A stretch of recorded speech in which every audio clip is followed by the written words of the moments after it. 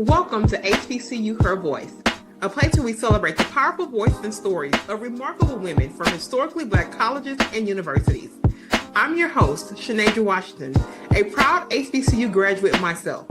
I'm thrilled to bring you this platform dedicated to amplifying the voice of our community. We dive into inspiring stories of resilience, success, and the incredible impact these women are making in the world. From trailblazing entrepreneurs to innovative leaders, we bring you the stories that matter, showcasing how HBCU experiences shape paths and fuel passions. We'll explore challenges, victories, and wisdom. Whether you're an HBCU alum, a student, faculty member, supporter, or simply someone who believes in the power of diverse voices, we are so glad to have you. So listen up as we share insights, celebrate achievements, and uplift our community. Together, we can inspire the next generation of leaders and ensure our voices are heard loud and clear. A grand welcome to HBCU Her Voice. A grand welcome to HBCU Her Voice. It's your fabulous social Shanasia Washington, streaming from none other than Houston, H-Town, baby. And let me tell you, I'm already so excited about this guest. When I tell you the spirit has already jumped off the screen. And I tell y'all, my life is so incredibly rich because these women come here, they share, they pour. And she already said something that ignited my spirit. She said, light attracts light. So here I am today in my very special place and favorite place to be. Y'all know I'm part of this podcast. I always tell you I'm the best on the planet. If I'm not going to stand on it, who else going to say it? But I'm not going to babble too long. We come here and we do our thing. We tell our guests to come to the stage, tell us their name, where they're streaming from, which HBCU they're repping, and we get the magic of the HBCU story without any further waiting time. Let's bring my very acclaimed and I already know spirit-filled lady to the stage today. Hello, Shanasia. Hey, Dr. Marisa, welcome, welcome, welcome.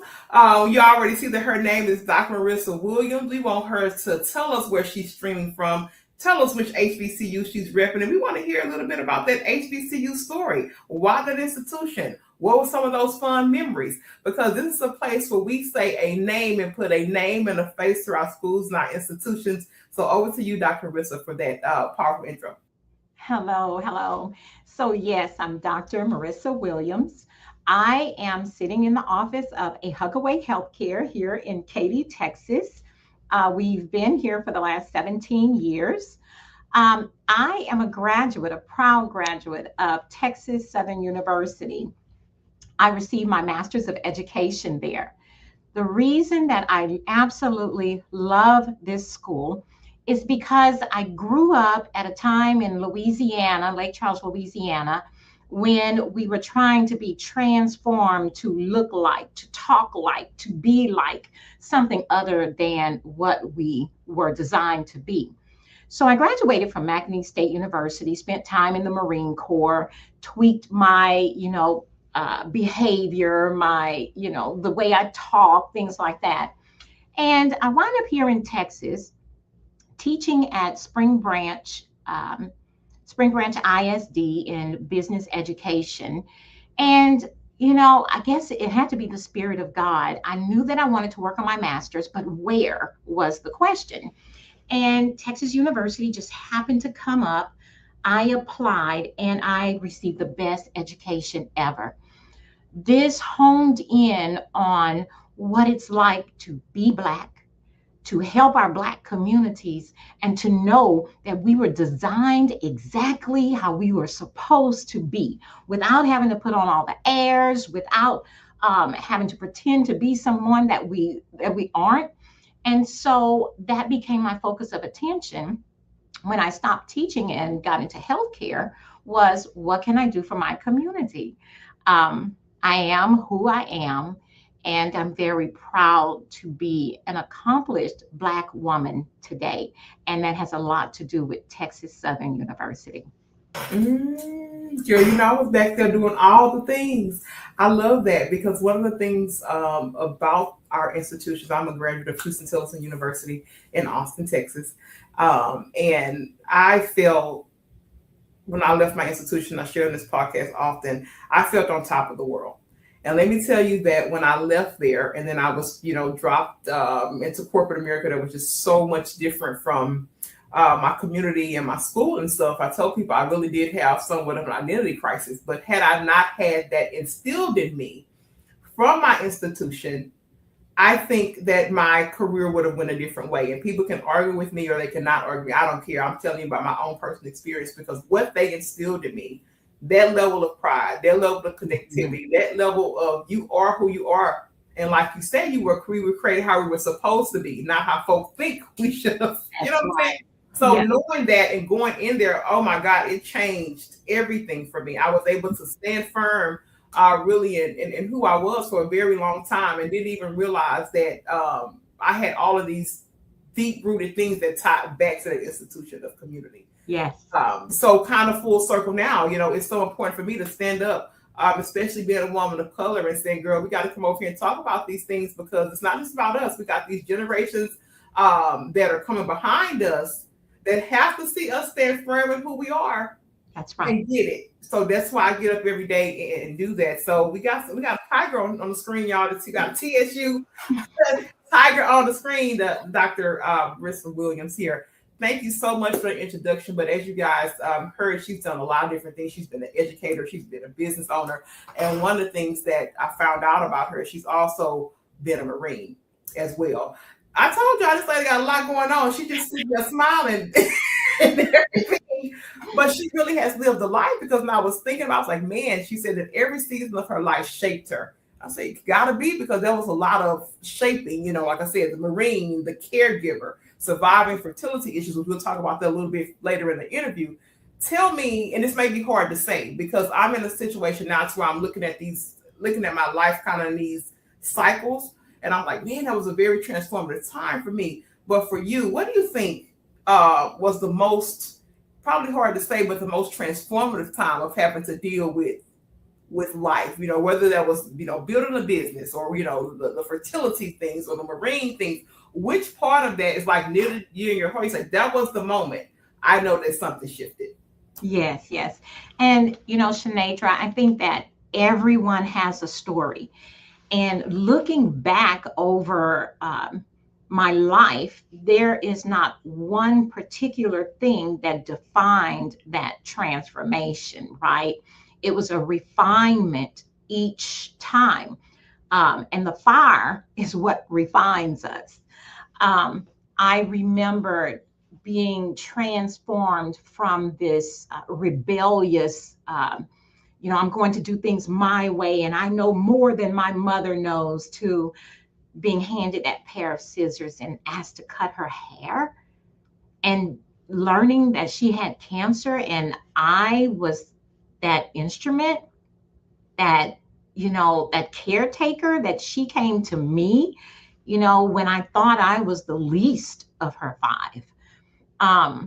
That helped. That helped, but I didn't even know that was a refining or a defining moment until actually when I started writing my book, is when I was like, wait a minute, Mom gave me way more than I give her credit for over the years, and then, fast forward to my triplets, I couldn't have done that by myself. Who gets on their knees mad at God?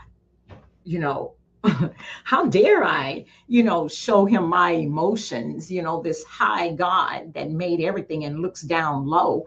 But he made me, and he made my emotions. And, I knew, okay, let me go to him this time. Instead of being angry, let me just go to him and let him know how I feel. And before I could even finish my prayer, he answered. One word defined everything for me. I'm a mother now. Shanadra, I never thought I'd be a mother. And to triplets, he said, because you acknowledged me. Psalms 91, and I'm sorry to even, Psalms 91 verses 14 through 16 says, because Shanadra acknowledged me, I will honor her. It didn't even say obey. It didn't even say obey. God, I'm mad at you and I want a little girl and I want you to give me her name. How dare Mm, I go to God with something like that? mm, But I acknowledged him and he mhm. gave me Twyla, which he gave me that name before I even got off my knees. I looked it up and I'm like, of course, I'm going crazy now. 6 miscarriages, I'm hearing voices. I looked it up and it meant double the strength,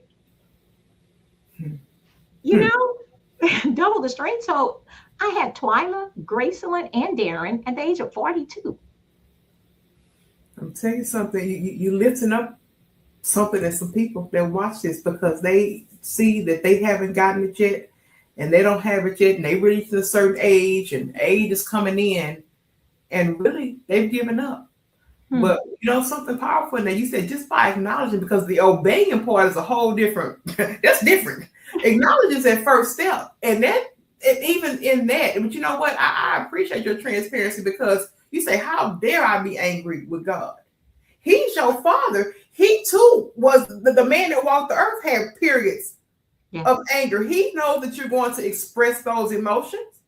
yes, yes, The best thing you can do is be honest with him, yes, even in anger." yes, And that's some powerful things because a lot of people would never say I was angry with God, or at least say on a public platform to where he's, acknowledging their way, because we think that I said, I'm telling y'all this, and people say this all the time. I said the man version of him would have never walked the earth if indeed he didn't want us to exhibit and feel some of the human things. We would have all just remained spirit.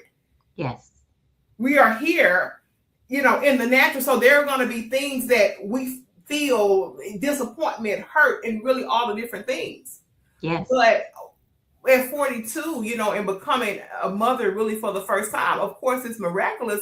But that had to teach you something about hope when you're praying for an answer that hasn't arrived yet. Because I spoke to someone and she speaks a lot about hope. And I say, hope is really, really something. It yeah, really is that tomorrow. It really is like, okay, I don't see it yet, but I got to get up. I don't hear it yet, but Lord, I still got to stand here and hope. It's a real thing. yes, So tell me about hope, because I think when the hope dies, yeah, yeah, yeah. And that hope comes before the come faith on, walk. come on. You know, I have to, first of all, hope that this God is real, this God that my mother would tell me about, you know, in all of her mistakes, right? I have to hope that there is something bigger than what I'm sitting in right now. You know, this mess that I don't see a tomorrow. Come on. This hope that when I look back, you Mhm. know, I write in my book, Igniting Visions, that I thought I was a mistake. Mm. You know, how could a God create me and put me in something like this? He doesn't hear me, Mm. you know, but Mm. then we talk about faith, right? Yes, yes. So that substance of things hoped for and the evidence Mm. of things that's not even seen. That's where God is. Mm. God is in the unseen, the opposite. You know, my mom used to tell me, God is not about a feeling. How about I reduced God to how I felt? Oh, I wake up this morning and I don't feel like he's here. You know? Sure, Yeah. sure. It's knowing that no matter what, you know, when I read his love letter to me, Come on. he says that he will never leave me alone. Mm. He says, yea, though I walk through the valley of the shadow, they're just shadows. Come on. You know, when I have my eyes on a power that's greater than what I'm going through, I'm lifted up and I'm able to keep my Mhm. eyes on there so that when those red seas, okay, the red seas are just the troubles that we're going through, you know, it doesn't overtake me because he's the one that's holding those back, you know. And so, yeah, just I hope that my children are able to get things a lot quicker than what I did because the transformation that you spoke about Sure. previously, actually happens every morning when I wake up and I realize that the same God that did it for me yesterday is the same God that's going to do it for me, not today, right now. Yeah, and see, that's that daily mercies. You know what I'm saying? Like people like to think about, grace and mercy as like this long, drawn out process. It's daily mercies and daily renewals Yes, every single day. yes, And one of the things I asked, I was like, Lord, it doesn't feel good right now, but Lord, if you could just let me see the good, because there's still good happening right now. yes. I know one thing, I didn't think like I did 2 weeks ago. I didn't think like I did 3 months ago. That's right. But an active transformation that allows me to wake up and seek you Yes. when I cannot see. Just consider every interview you have is an enlightenment. You know, Yes. yes. And I wake up and God, let me see you today. God, don't let me miss your miracles. And that miracle shows up as Shanadra, that has a fire for what you do. How can I not get some of that fire to apply it to my daily life? Just the small things. I call them wow moments. Sure. Yeah. Sure. And when we talked about it a little before we started, but I told them, I said, Lord, if I ever do this thing, I don't care how big or small, it has to, I know we talked about it not being a feeling, but they have to see you. There has to be a point in every interview. I don't care how big or how small, they have to see you. Yes. I'm just behind here like conducting it. And people are like, well, what you gonna say? Like, how you find the things to talk and say to all these different kind of people and this and that? I said, it's his platform. I don't have to be worried about it. I don't have to do any of that because the light is here. Yes. He will provide, even in a space such as this. And this is so unscripted. Like, I thought we were doing a telephone interview today to lead up to this.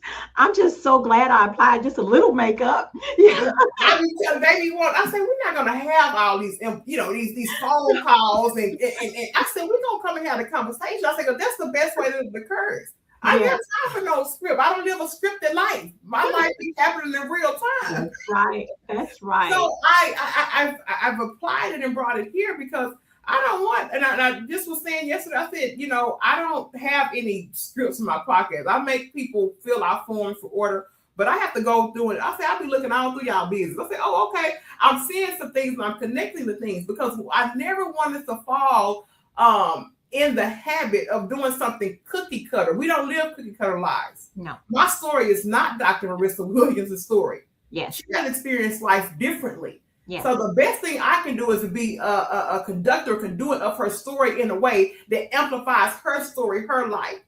This is not the Shanadra Washington show. It's y'all's stories. I just make y'all come over here and do what y'all supposed to do. Now I got, and you do it so well. I do that, but it's not that. And I have these stories have been bridges for me. And she said something when she said it, I got chills. She said that every interview. She said, I get an opportunity to see him. Yeah. So thank you for answering the call, Dr. Marisa Williams, because he has used you to allow me to see him. And I can't even ask for anything else. I'm done. We can really cut the interview now, but we ain't going to do that. But I'm glad I got some sense and finish this whole thing out. But I would tell you, when I was reading the story, you talked about your mom and having to be on there for cutting her hair. I am in a caregiving stage now. My grandparents are 78 and 81 respectively. They are still living in their home, but of course, we have to go daily. It's just a bunch of different things. My grandfather had a stroke in early 24. So we've had a lot of different things that happened after that. We did 3 months of inpatient, 16 weeks of outpatient.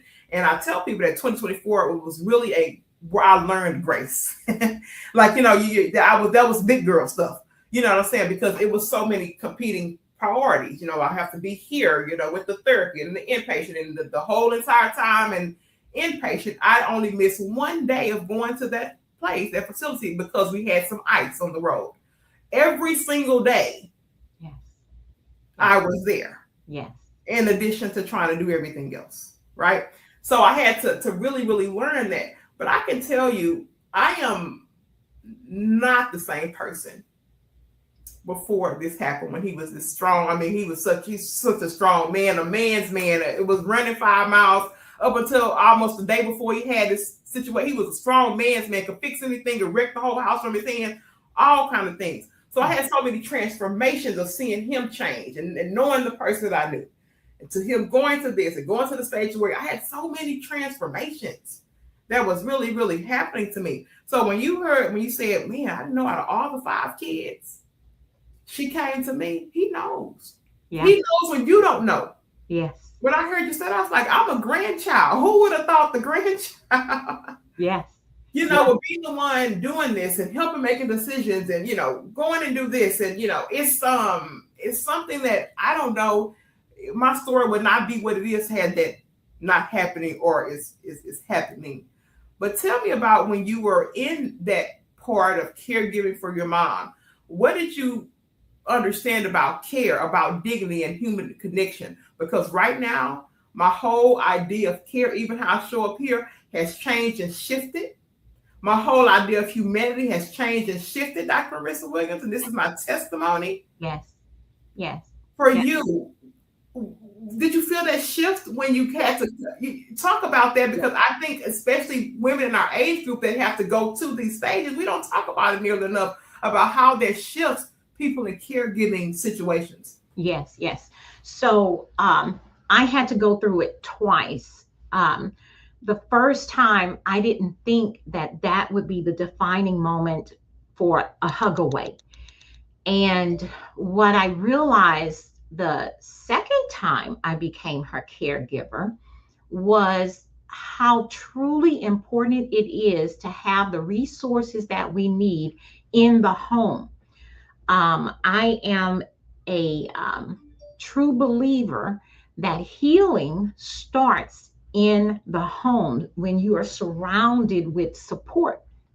And so here at A Hug Away, that's what we do. We bring that support around the family unit so that people such as yourself can be a caretaker instead of having to be the entire answer.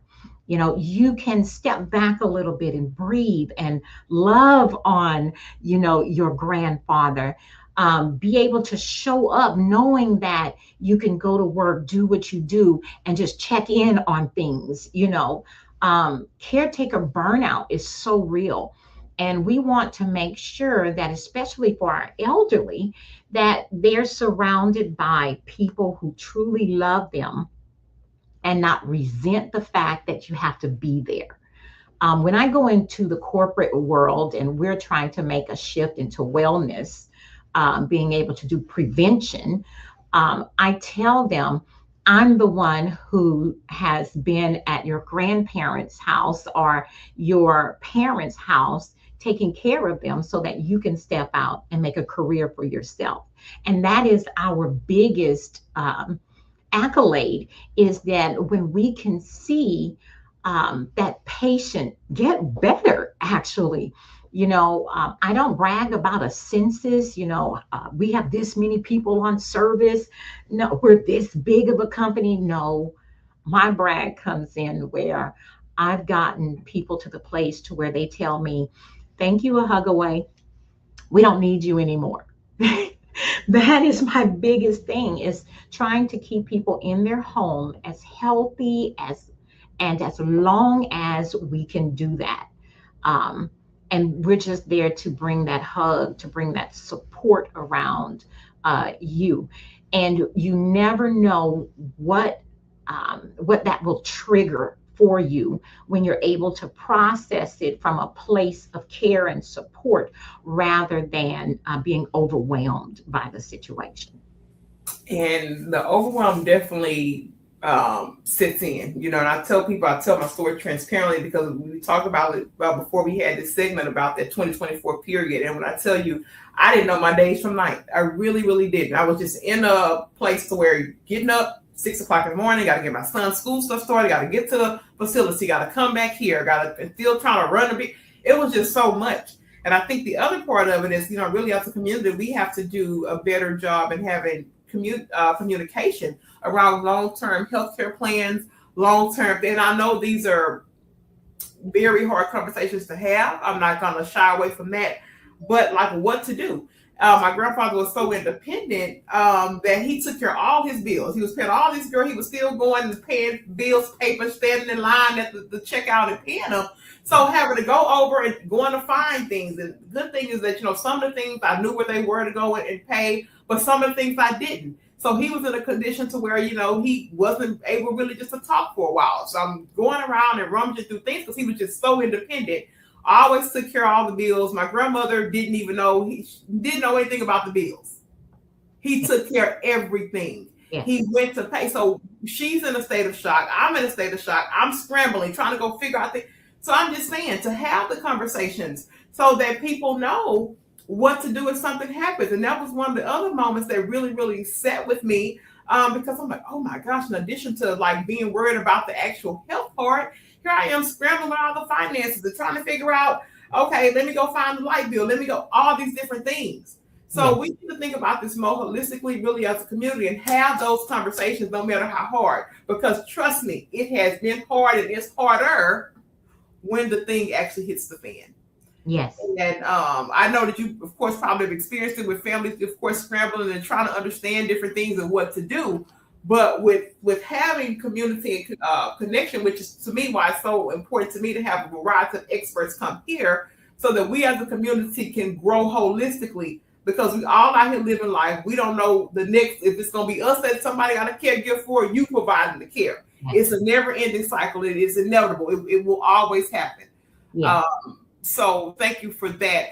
Let me ask you this, because I love Hug Away. I went and looked at website and all different things. I love what you're doing. But building this thing from a business perspective, girl, talk about. That's why I told you I'm proud of you. She has been a long-standing 10+ year bit. Like, this is nothing small. I know she get up and do her thing every day, but to me, from the outside looking in, I'm looking at all the life navigation points. So I have to pull this part out, because you have been long-standing in business. You did it with there was no capital and all these different things. Talk about that. Walk into business. Really how you navigated that, because many times most of our businesses are closing so quickly, we don't know where to get capital. We lose tenacity, all the different things. I want you to talk about that rise in business and really what you've done to sustain business, being such a long-standing businesswoman. Yes, thank you for that question, Shanadra. First of all, I have to say that there's another segment of a Hug Away where recently I've started another business called Igniting Visions. And there I want to coach those people that, did I mention that a Hug Away is going to franchise this year? We're almost finished with all of our paperwork, and I'm coming together on what that looks like. And my goal is to offer it to people that, first of all, are compassionate. They can focus on compliance. And then, we talk about the compensation part of it.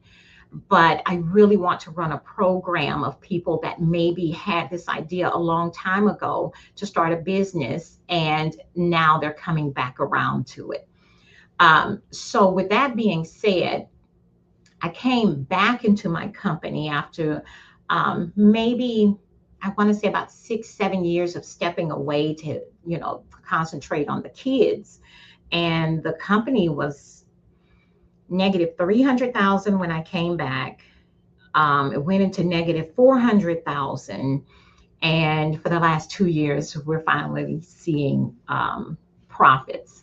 And I think that's where a lot of my awards have come from, is being able to raise the company from almost closing its doors to now we're able to sustain ourselves. With that being said, when I coach, and I have done some for nominal fees before, but the number one advice that I give to people is your tithe. I remember setting up my tithe when I started the company to where it comes out automatically. And we were so negative till I said, well, that's the one thing I can just stop, because I don't make this anymore. So I can just stop that tithe. And, I never forget someone visited me the same weekend after 20 years, I mean, of just tithing. I was going to stop it. She visited me from up north, and the conversation of tithe came up. And I said, I can't believe we're talking about this. I'm about to stop, my tithe because I just don't have it to pay anymore.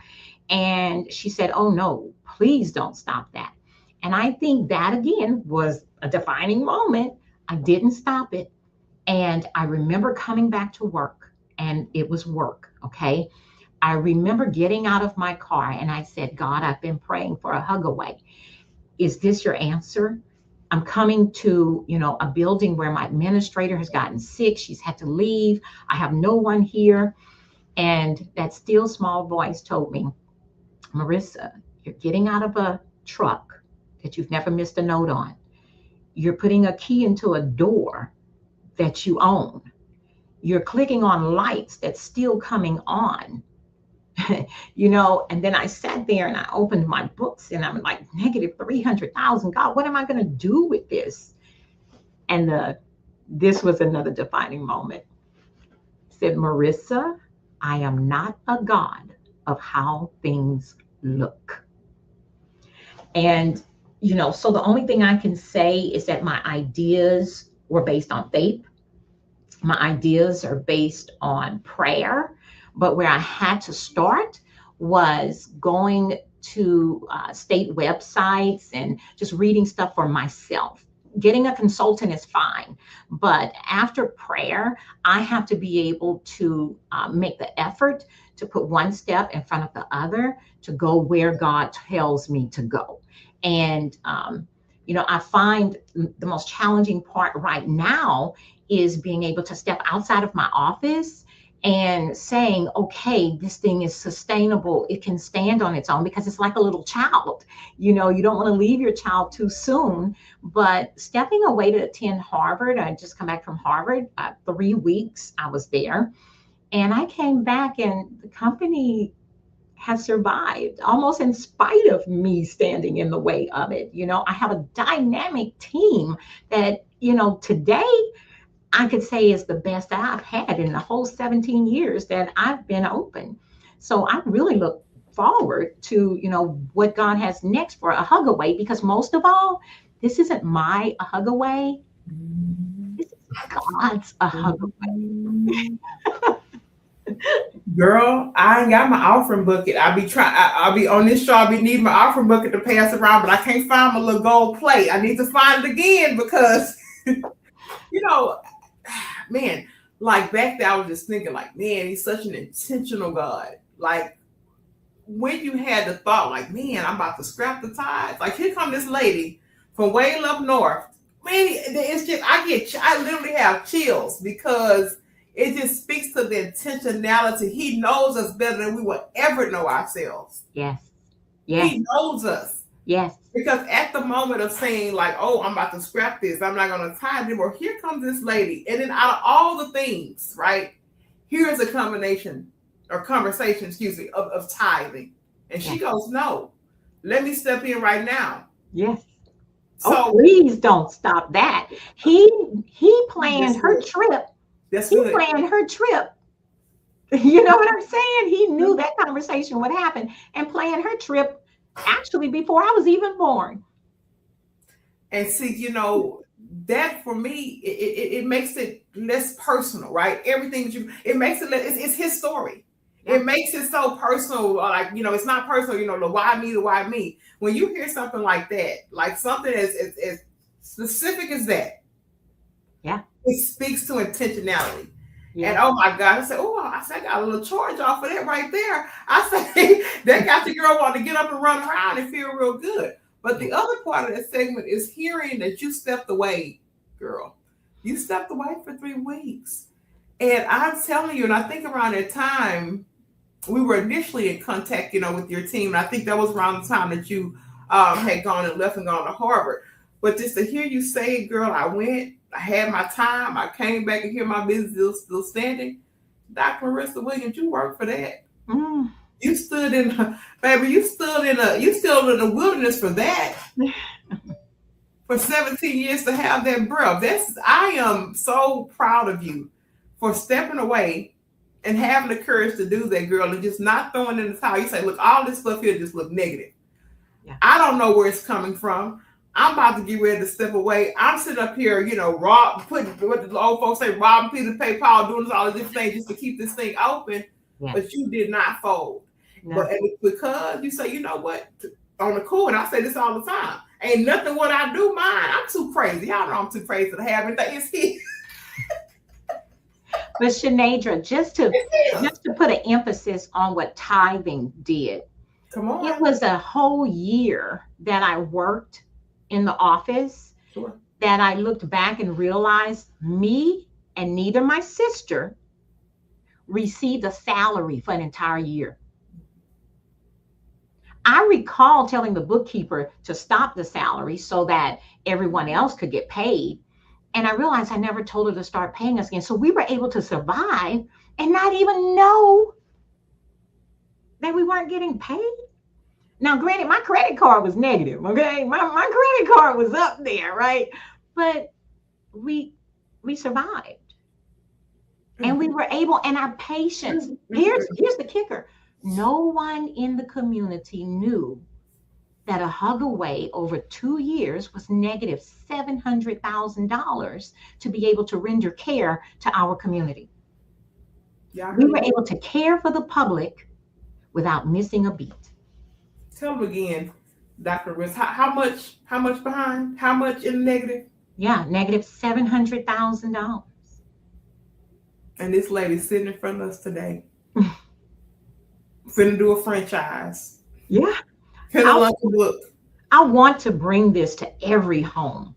I want business owners to have a part of this, to know how to bring your families to a level of legacy. I can't keep it to myself. I can't keep it to myself.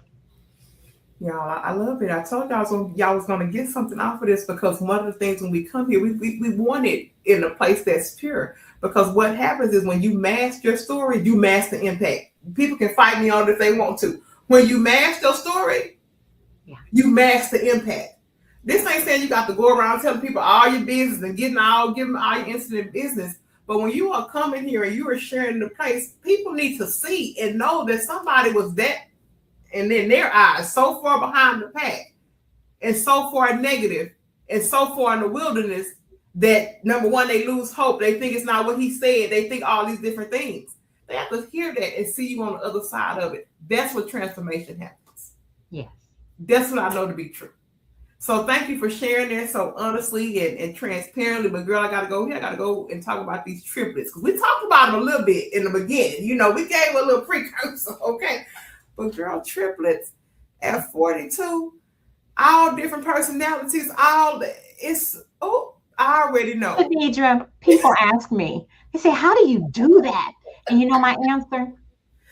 What'd you say? They say, how do you do that? Triplets, how do you do that? I say, no, you need to ask them, how did they do me?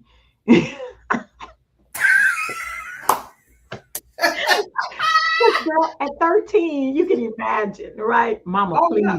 Mama, please. And I substitute teach in their school. Now, Dr. Miss. Oh, yeah. I gotta give back. Wait a minute, you all up in them folks' school? I gotta give back. I was an assistant principal before I actually opened a hug away. But you got to be at day school though? Mm-hmm. Oh. That's the only school I sub at. I mean, if those teachers can give to 3 of mine, how dare I not,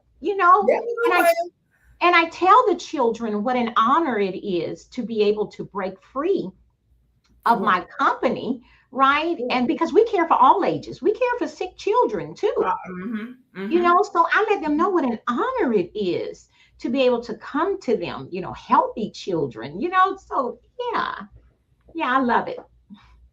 Now, if they were hearing this interview right now and they would be saying like, what is something my mom would really want me to take as nuggets from her journey to give to us? I have an 8-year-old son. I only have one. And he picks up way more than I ever give him credit for. Yes. And he's pretty bright, okay? But still, even there'll be little times he come in there and he say something, I say, oh, I didn't even realize you knew that. Or I didn't even know that was going on. But what I tell people all the time, for me and my wish and my will for this space, I want my son to know me as a woman and my story as my space in this time. It does not the titles, not the accolades. Mama done this, because things have changed. I've done all kinds of different types of things. Right. So I never wanted to, at whatever time I have to go, that whatever age is appropriate, that he knows his mama as a Black woman here trying to do it, and I speak to him from that place. So there's always a dialect with me in order to leave that behind with him. There's always a certain dialect that we will have that speaks to what I want him to get from me in this space. And it's very intentional. That's right. So when you think about your triplets, if they were listening right now, what would mom tell them? Like, there's something that anchored her journey that she would want to leave with them. And that's a whole nother discussion, but I had an opportunity to visit heaven once. And so I think in that, I'm always communicating that to them is, number one, I am going through while I'm headed to.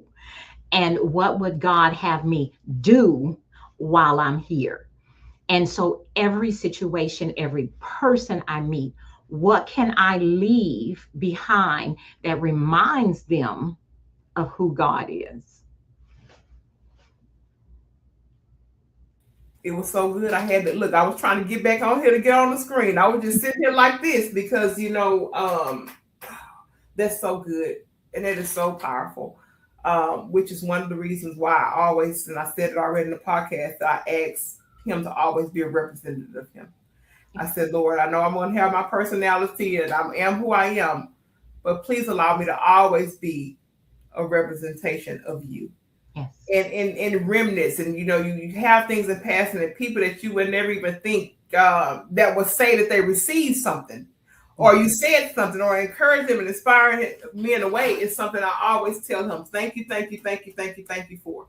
I said I will always, forever acknowledge you for all of my days. They will know that, and I hope that even when I leave, that a fragrance of you lasts, that a remnant of you lasts in whatever space this old crazy girl is planted. Okay, that's all I'm asking. But that was, oh my God, that was just so beautiful. I want to hear about the book. We've talked about it. Let us know when the book is dropping. If it's already dropped, I know it's Igniting Visions, correct? So tell us a little bit about that book, where we can find it, when it's dropping, and all the things. Thank you for that opportunity. So I have it just available to a few. I've done my first 100 copies. I think there might be 3 or 4 copies left, and they're actually sitting here, 2 of them and a third one. And these are only available on my website, where I actually autograph, and the proceeds are going to a nonprofit organization focused on helping young entrepreneurs. But I'm going to plan a public launch, and that's going to be on Amazon. We're working towards that. And I'm thinking to do it around the children's birthday, which is September the 8th. And actually, I have not only my triplets that are September 8th, but I married on March 14th. And my bonus son is sharing a birthday with the triplets. So I think it's going to be so awesome to be able to have a book that's based around my life and my legacy to come out around, their birthday. Oh my gosh, I love it. And I do want one of those books, because it ain't fair if I don't get one. I'm telling you.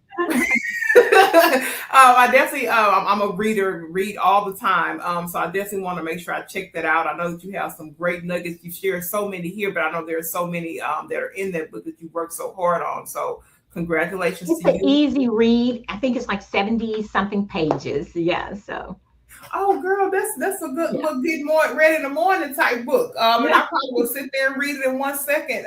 Or one setting. And I know that I will be incredibly enriched by it. I already know. I can tell how you give. So I know that you poured in that book, and I know that it's going to change lives when it's read. So thank you so much for even sharing that. Let me ask you this, Dr. Marisa. Out of just this miraculous career and all the different things you've actually gone through. And it's been a journey.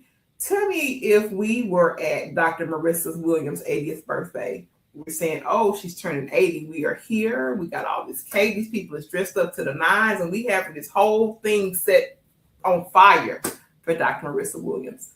What do you hope that people are saying in that room? We don't know who's there. We don't know what kind of food y'all are having, but they are getting up and they are sharing their reflections of such a beautiful life lived. What are you hoping that they're saying in that room? That I've helped them. That I've helped them. However that looks, that I left them with help. And see, you're doing that every single day, Dr. Marisa Williams, and don't you forget that. Because looking at those big moments at the end and what we're hoping, it seeds every day that's planted to get there. And under the sound of my voice, I do believe that you're planting seeds every day. Under the sound of my voice, you're doing that. Thank you. Okay, so I want you to do one final segment that talks about Hug Away Services. Just tell us what the overarching kind of business model is, what you help people with, and any connection points that they can reach if they want to reach out to you personally or to acquire services. Sure. Thank you so much. And as we spoke about previously, we've been in business for 17 years. We started out offering hospice. That is a very small part of what we do, and it's very intimate. We also do home health. We do sitter services, and we do medical supplies. And I am branching off, as I said before, to do wellness programs and offer franchising opportunities. Beautiful. Beautiful, beautiful. So you guys know I will link a website or something here in the top or the bottom of this video, depending on where you're watching. And I just have to already say thank you.